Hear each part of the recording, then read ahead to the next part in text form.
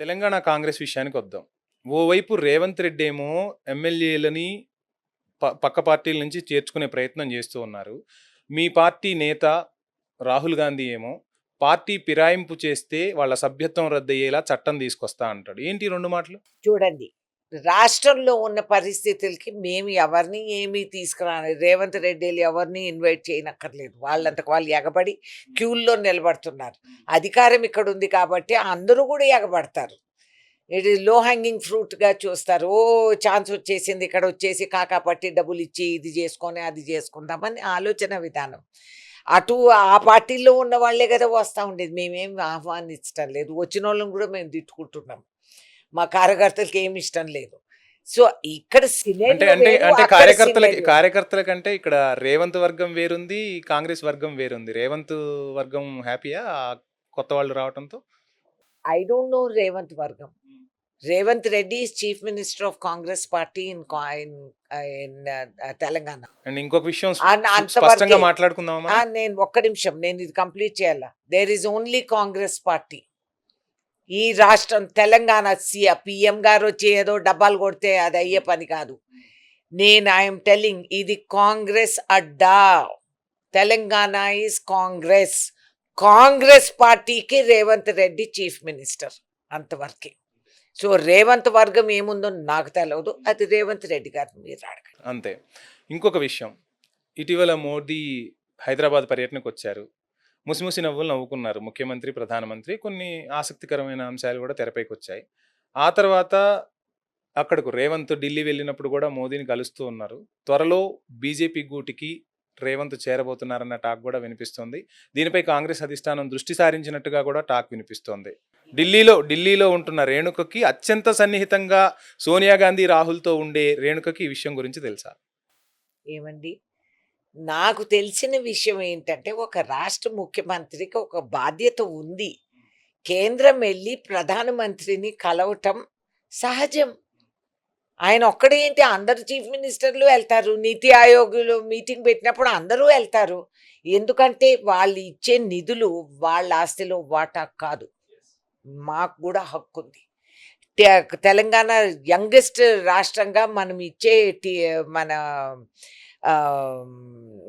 దీన్ని ఏమంటారు, మన ట్యాక్సెస్ అవన్నీ మనం కట్టేది వాళ్ళేం మెహర్బానీగా మనకి ఇవ్వట్లేదు. కాబట్టి అది తీసుకొచ్చే బాధ్యత ఆయనకు ఉంది. ఒక రాష్ట్ర ముఖ్యమంత్రికి అది బాధ్యత. He has to go, he has to fight and he has to bring. నువ్వు తీసుకురాపోతే ఈయన ఇక్కడ ఏకి పీకి మీరే రాస్తారు మీడియా వాళ్ళు. కాబట్టి ఇట్స్ హిజ్ రెస్పాన్సిబిలిటీ. అక్కడ వెళ్ళారా, ఆర్ఎస్ఎస్ బ్యాక్గ్రౌండ్ ఉందా, ఏ బ్యాక్గ్రౌండ్ ఉందా, అది ఆయనకు తెలుసు, వాళ్ళకి తెలుసు. ఉన్నంత మాత్రాన ఆయన మారుతాన. కాంగ్రెస్, నేను ఒకటి చెప్పనా, తెలంగాణలో కాంగ్రెస్ పార్టీ ఎటువంటిదంటే, నేను ఖమ్మం జిల్లాకు బిడ్డని. నేను పార్టీ మారుతానంటే కూడా నా పక్కనోడు కూడా నాతో రాడు. రేవంత్ రెడ్డి పార్టీ మారుతానంటే కూడా కాంగ్రెస్ పార్టీ మారదు. ఆయన వెళ్తే ఒంటరిగా వెళ్ళాల్సి వస్తుంది. అంత తెలివి తక్కువవాడు కాదు రేవంత్ అని నేను అనుకుంటున్నాను. యా, ఖమ్మం ఆడబిడ్డ కదా మీరు. అన్నదమ్ములందరితో సఖ్యత ఉందా, కొంతమందితోనేనా? ప్రతి ఉమ్మడి అన్నదమ్ములు అంటే అర్థమైందా మీకు? అర్థమైంది. కానీ నేను చెప్తున్నాను, అంటే ఇంతకుముందు వేరే పార్టీలో ఉన్న వాళ్ళందరూ కూడా ఇప్పుడు మొత్తం మీ గూటికే వచ్చారు. ఒకప్పుడు వాళ్ళందరూ మీకు ప్రత్యర్థులే. అంతే. ఇప్పుడు అందరూ మీ గూటికి వచ్చారు. అంతే. వచ్చిన తర్వాత ఆడబిడ్డకు ఆదరణ దక్కుతుందా ఖమ్మంలో? వాళ్ళు దక్కిచ్చేది నాది స్థానబలం. నా స్థానబలం అది. వాళ్ళు వస్తున్నారు నా మైదానంలోకి. వాళ్ళు హ్యాపీగా ఉన్నారు లేదా వాళ్ళని అడగండి. నాకు మీరు హ్యాపీయా? It makes no difference. నా మైదానం ఎక్కడా మారలేదు. అది నా గ్రౌండ్. కాబట్టి ఇప్పుడు వెళ్ళినా ఎప్పుడు వెళ్ళినా అది నా హక్కు. వీళ్ళు టెంపరీ వచ్చి ఇట్లా ట్రాన్సిట్ ప్యాసింజర్స్ లాగా ఇటు వస్తారు. ఉంటే వాళ్ళ అదృష్టం, ఉండకపోతే వాళ్ళ కర్మ, అంతే. నాకు నో ఎఫెక్ట్, నన్ను ఎఫెక్ట్ చేయదు.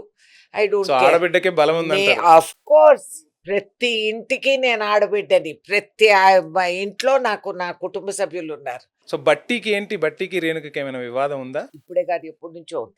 మొదటి నుంచి. ఆ. ఎందుకని అంత? నన్ను మోసం చేసే వాళ్ళకి నాకు ఇష్టం లేదు. ఈ నాటకాలు గూటకాలు చేసే వాళ్ళకి ఐ డోంట్ లైక్. నువ్వు చేసేది అన్యాయం. I don't tolerate. నా వ్యక్తిగత అభిప్రాయం, nothing to do with party.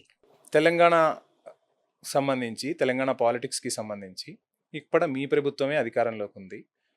చాలా మంది నుంచి వినిపిస్తున్న మాట ఏంటి అంటే 10 సంవత్సరాలు అధికారం దూరమైన తర్వాత ఒక రకంగా వాటాలు పంచుకుంటున్నారు కాంగ్రెస్ ఎమ్మెల్యేలు, మంత్రులు అన్న టాక్ వినిపిస్తోంది.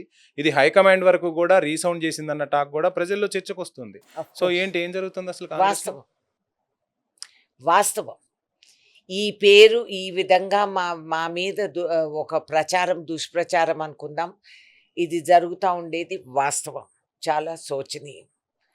ఒకరో ఆరో చేసే ఉంటారు, చేయకుండా గాల్లో మాట రాదు.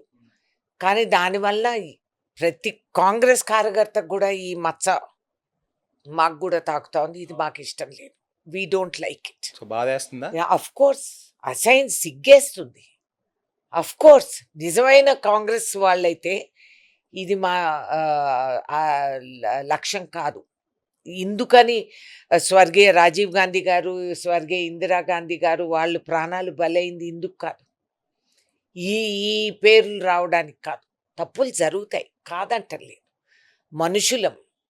కొన్నిసార్లు అధికారం వచ్చినా అధికారం పోయినా కొంతమంది ఇది 10 సంవత్సరాలు బీఆర్ఎస్లో అన్నీ అనుభవించిన వాళ్ళు మా దగ్గరకు వచ్చి ఇక్కడ కూర్చున్నారు. మరి అది కూడా చూడాలి కదా, వాళ్ళు ఎటువంటి వాళ్ళు అనేది. సో ఇవన్నీ ఉన్నాయి, లోపాలు ఉన్నాయి, లేదని కాదు. కానీ కాంగ్రెస్ పార్టీ